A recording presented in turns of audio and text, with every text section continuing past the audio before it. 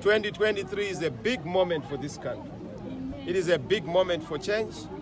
It is a big moment for an opportunity for Zimbabweans to realize change and to begin to see happiness, to begin to see restoration.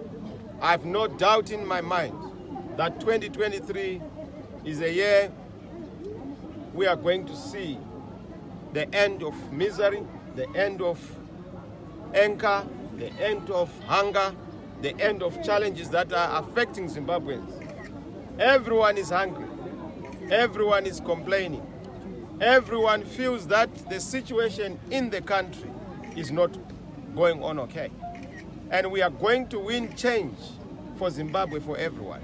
This is not about parties, it's not about CCC or ZANU-PF, it's about the people of Zimbabwe. Thank you. And the people of Zimbabwe want to see change in this country.